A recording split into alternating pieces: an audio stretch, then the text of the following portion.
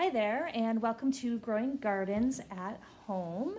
Thanks for joining us again. If you've seen some of our episodes before, this is our offering to the community while we're unable to have people out at the farm doing cooking classes and experiences and workshops with us.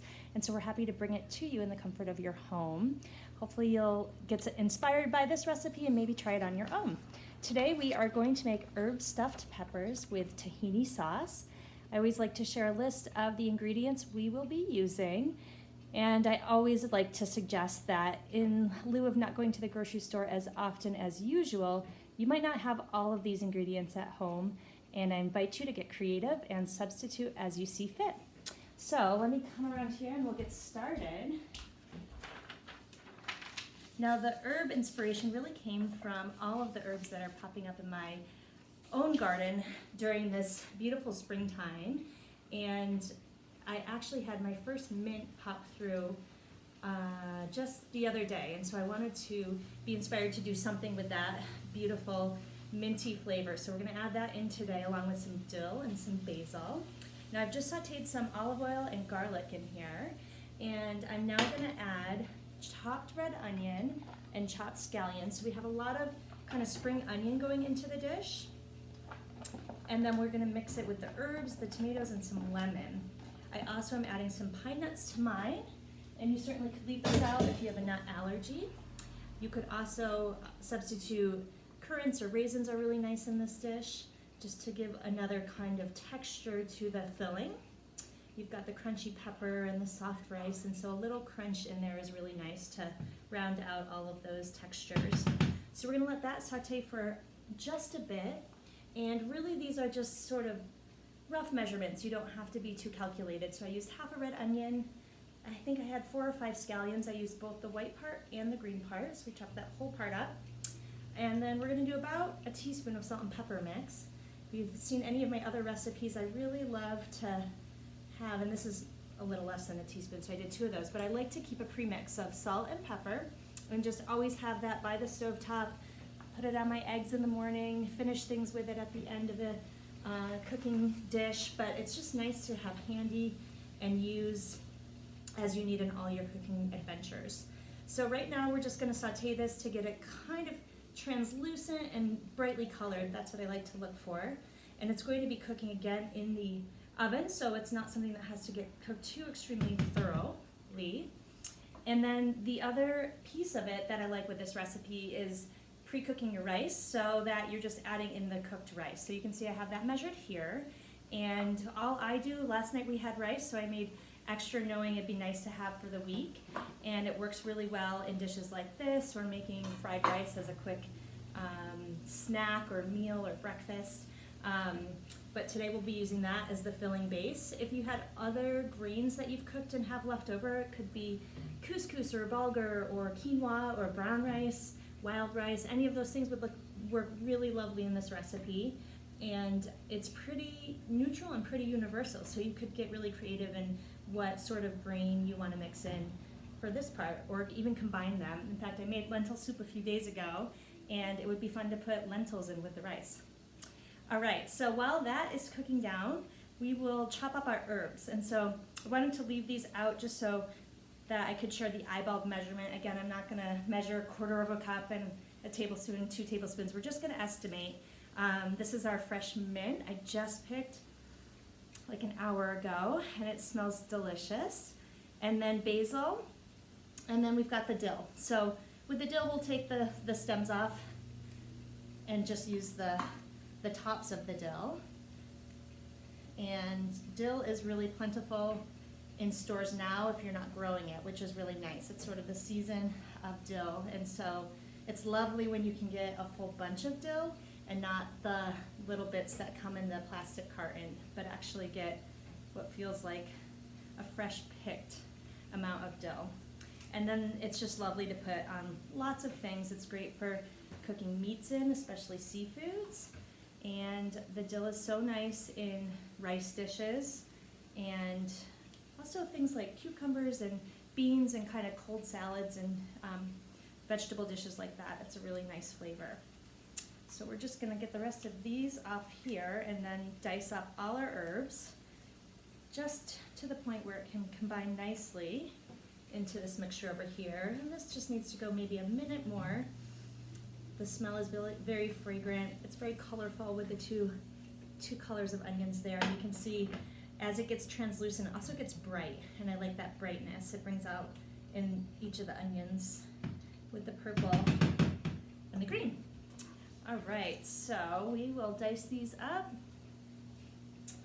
And we're also going to add in a little bit of lemon juice from some lemon, or you can use, if you've only got lemon juice in a kind of container, jar or whatnot, you're welcome to just use that. The citrus is just a nice accent to the flavor. And then in the tahini sauce, we will also use a little lemon, so we'll reserve some of that. And I like to take any extra lemon bits and just put them sort of sliced on top as we put the peppers into the oven. And then it can just steam with a little additional lemon, and it feels great to do that rather than just going to compost it right away.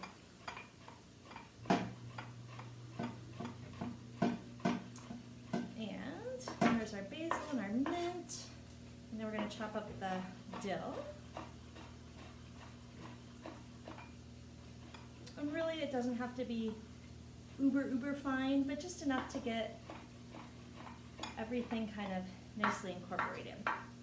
Okay, there's our herb mix.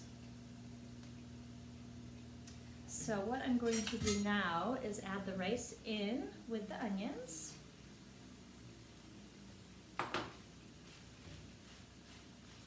And we don't need it to get super hot. We'll just mix it around. It's going to cook in the oven.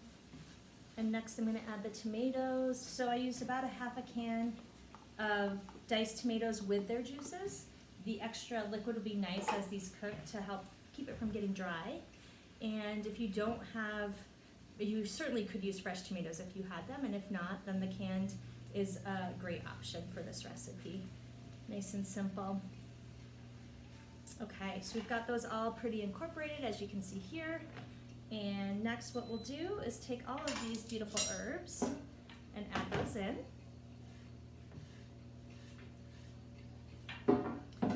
Mix those around.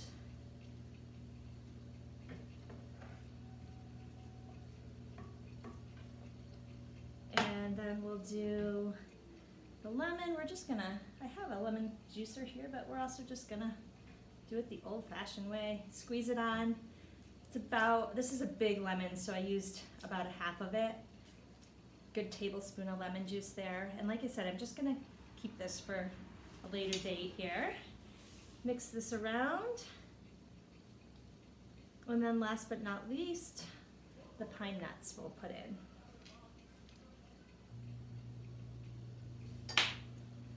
And there you have it, this beautiful mix that's gonna go into each pepper. And I'll show you how we prep the pepper. And I should also share, one of the inspirations for doing the pepper dish today was that we are in the midst of our annual community plant sale at Growing Gardens. And with this, it's a little different this year, so we've made a whole online platform where you can order. And in that platform, one of our features, so we do vegetable starters, we do perennials, annuals, and we have a lot of tomatoes. And so peppers are one thing we're offering, and that we have 18 different varieties, so quite a bit to choose from. Hot peppers, sweet peppers, bell peppers, anything you can imagine. And so if you're interested in checking that store out, you can check out shop.growinggardens.org and have a glimpse of all of the beautiful plants. Those will be available curbside or for delivery throughout the month of May. So I just simply sliced the pepper in half, and you can see I'm using a kind of rainbow variety of peppers. That's what I had on hand, and I kind of like having the choice so people in your family can choose which one they want to eat. It kind of makes it fun and colorful and encourages eating the rainbow. And so you're just going to dig out by hand the seeds and make a nice little vessel that the rice stuffing is going to go right into. And depending on your size of peppers, a couple of mine are a little bit smaller, these are a little bit nice and bigger. We're just going to fill those cavities as well as we can. And if they are wobbly, you can always just slice a tiny bit of the edge of the pepper to make it flat, but these are all staying in here very nicely. So for sake of seeing what I'm doing, I'm just going to hold the pepper and fill the filling. And you really can you don't have to pack it in super deep by any means, but you can kind of make it heaping like that. And then we'll put that in there. And then fill for the others. And what's nice in that you're making your own individual ones. If there was someone in your house that wanted meat in theirs, you had leftover meat in the fridge that you would like to use up, that's something you could mix into some, but not all. I like that you kind of can customize them according to who's dining with you. And so we'll just continue to fill these up like so. And then there's going to be sort of a two-part baking to this as well. So we have a 375-degree oven. We will put water in the base of this just to help give a little liquid to steam the peppers. And we'll cover them with foil, and that will allow to cook for about 30 minutes. And then when that 30 minutes is up, we'll take that foil off, put them back into the oven, and cook for just a little bit more, about 10 to 15 minutes. Let the peppers get a little bit browned and a little more caramelization. If you're someone that loves cheese, then that's a good time to put some cheese on the top as well. I'm just gonna do about a half a cup of water, pour that right into the base of here. Again, just to give it, and the water can be hot or cold. I warmed it up for our tahini sauce, that's why it's a little steamy right now. And then remember we had that extra lemon here, so I'm just going to slice up what we got. The skin of the lemon adds so much flavor. I often zest and put that lemon zest in, but for this sake I'm just going to place these right on top and let that steam. We're not going to eat that part, but it would be nice to have that steamed flavor. And if you see seeds, it's nice to take those out so they don't get mixed up with pine nuts, because they do look quite similar. All right, so we'll do one last lemon here. We'll start from there. And so you can see they are ready to go into the oven, looking very nice and beautiful. We will put this foil on top. Now, I'm not going to sit here and have you wait for 40 minutes for this to be done, but I will share a picture of what the finished product looks like. And as those are cooking, I'd like to also just share the tahini sauce, which is so quick and easy. We're going to mix it in the mason jars, which help to do the measurement, as well as a good way to shake it once you're ready to enjoy it. And I like to make it a little ahead of time so that the flavors can incorporate, and so that you can also just have it room temperature. You don't really want a cold sauce going on this, but it doesn't necessarily need to be hot either. And so we're measuring 1/4 of a cup. Now, if you have tahini paste, in certain varieties and brands, it's all a little different. Some are a little more runny, some are a little bit thicker. You usually have to stir these with a knife or something to get it really incorporated between the paste and the oil that separates. And so I've already kind of pre-mixed that up. And I'm measuring in to the 2-ounce line, which is 1/4 of a cup. And then I'm going to do about that much water. You can do a little less if you want a thicker sauce. And then I'm going to squeeze lemon into it. And again, I'm just feeling like using my hands and less contraptions. I like this one dish, kind of one pan to heat up and not make too many dishes. I know that it's kind of the time of lots of dishes in our worlds, at least in my house, so trying to minimize that. Let's do a little salt and pepper as well. And then once you seal it, now I had already put the garlic in there. I unfortunately am having trouble finding garlic in stores, so I've been using a jarred chopped garlic, which is second to getting the fresh, but it's definitely better than having no garlic at all. That is a difficult thing to live without. And so we're really just going to shake this up, and we're going to let it sit here and incorporate, and then when those peppers come out, we'll remix this up, drizzle it over the top, and you'll have a delicious meal. Thank you so much for joining us. If you are interested in seeing the full recipe, you can go to growinggardens.org and check out the blog of recipes there. Thanks, and have a great day.